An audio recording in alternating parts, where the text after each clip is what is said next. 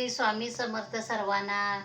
आज मला कस्टमरनं गोंच्या शिवण्यासाठी आणि टकोचे शिवण्यासाठी ही मला कापड दिलेले आहेत. आणि आता हे मी आत अस्तरमध्ये घालणार आहेत आणि हे कापड आहेत हे वर मी घालायचं आहे.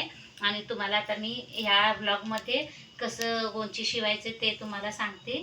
आणि माझा पूर्ण ब्लॉग बघा, कसे मी शिवती आणि कसे मापे टाकणार आहेत हे तुम्हाला ह्या व्लॉगमध्ये सांगते.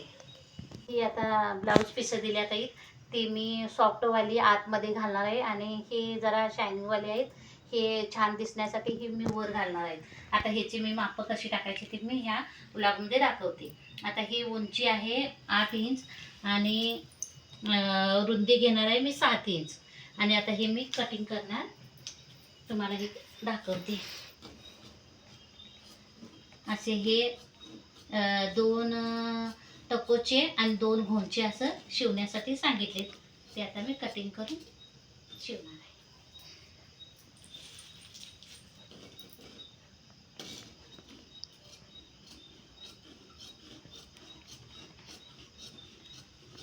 हा झाला वरचा भाग.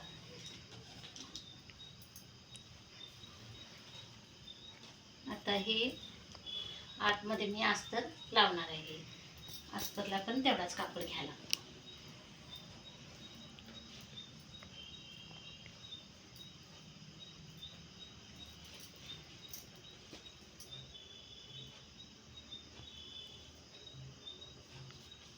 हा कापड त्याच्यावर मी ठेवते. फक्त हा भाग तेवढाच घेणार आहे.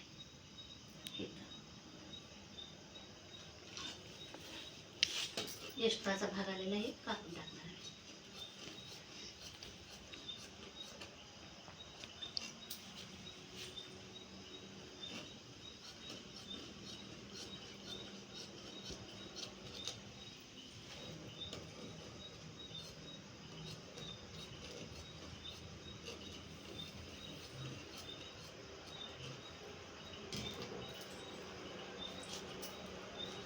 आता हा हे आतमध्ये घालणार, हे वर घालणार आहे.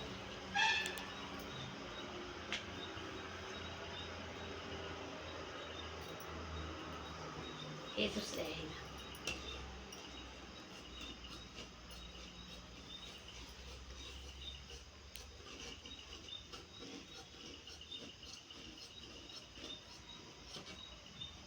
हे 2 ह्याचं झालं. आता हेला हे खाली लावण्यासाठी पाहिजे.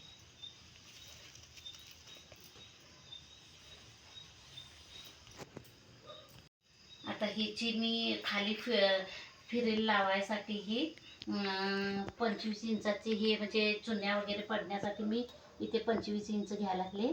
आणि असं रुंदी घेणार आहे ह्याची 10 इंच.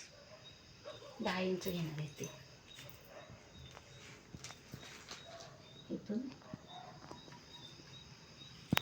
10 इंच घेणार आहे. इथून 25 इंच. 25 इंच इथं चुन्या वगैरे इथं पाडण्यासाठी आता घ्यायला लागलं. आता हे मी कटिंग करते.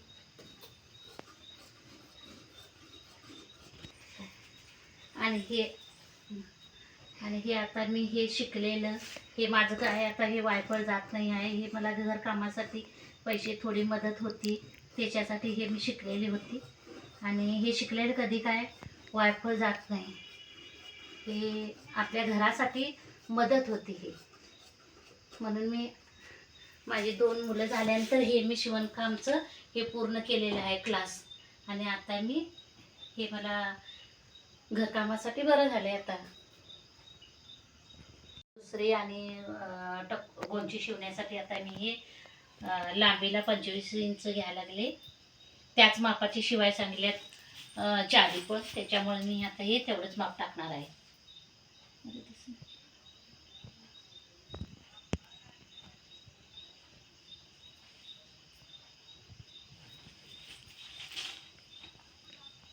दहा इंचाचं माप टाकते.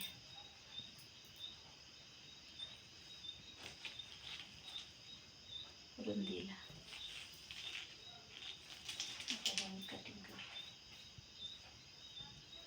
केलं की काही दिस नाही केलं.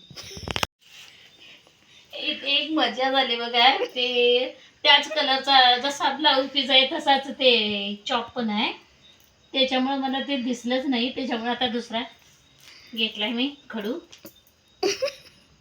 आणि आता माप टाकायला लागली परत. आणि हे दुप्पट काम लागलं मला.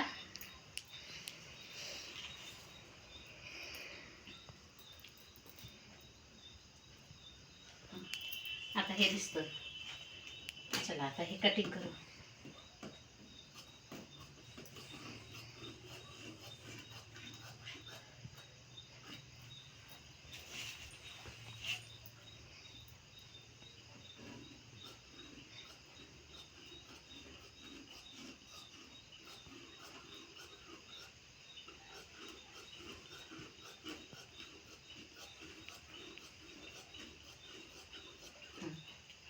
आता हे झालं.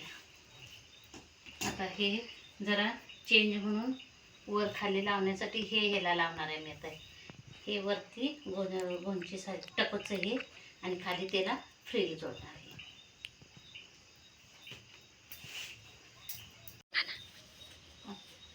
सेम आता हे पण दोन तिसरे चालू आहे. आता ही वरचे टकोचे माप टाकायला मी आता हे 8 इंच घेणार आणि इकडे आता हे 7 इंचाचं घेणार. 1 इंच कमी करणार रुंदीला आणि लांबीला 8 इंच घेणार असं. हे बघा आता हे वरचं मी कटिंग करते.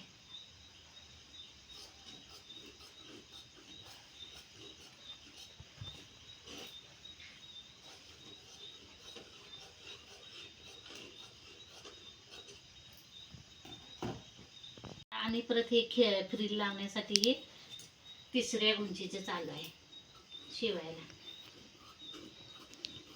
जरा क्रॉस वाटायला लागले. हे कापडच क्रॉस आहे.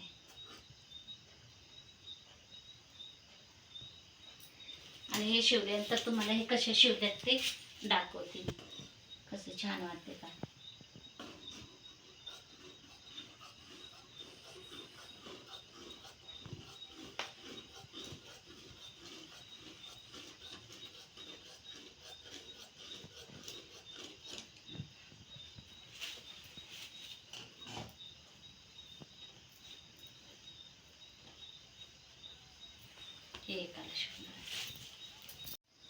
आता ह्या गोंचीला ही इथून असे फ्रिल लावण्यासाठी मी आता ही 3 इंचाची पट्टी काढली आहे आणि आता ही इथून लावण्यासाठी आता हे शिवून मी फ्रिल त्याची तयार करून लावणार आहे, चुन्या चुन्या पाडून असं.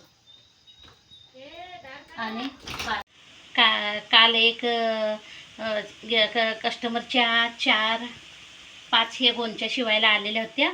त्याचं मी कटिंग केलेले व्हिडिओ आहेत माझ्याकडे आणि आता हे शिवलेले किंवा मी व्हिडिओ काढले नाही आहेत. आणि आता हे शिवलेत आहेत मी. पाहू शकता हे कशा झाल्या त्या. तुम्ही कमेंटमध्ये सांगा मला कशा झाल्यात ते. हे बघा कशा छान शिवलेत. लहान मुलांसाठी आहे. किती महिन्याच्या बाळा? हे 5-6 महिन्याच्या बाळाला येतात. त्यांनी आता ते 4 महिन्याचं बाळ आहे खरं, जरा मोठ्या शिवा म्हणून सांगितल्यात, नंतर वापरता येतात. हे बघा आतमध्ये हे असं अस्तर घालायचं आणि वरून हा कापड लावलाय. हे आतमध्ये अस्तर घालून हे नुसतं ह्याला टकोच म्हणतात ह्याला, आणि ह्याला घोंची म्हणतात ह्याला. असे लांब शिवले की हे टक्कोचं हे वरती फ्रिल लावायची, मग ही गोंची तयार होती. बघा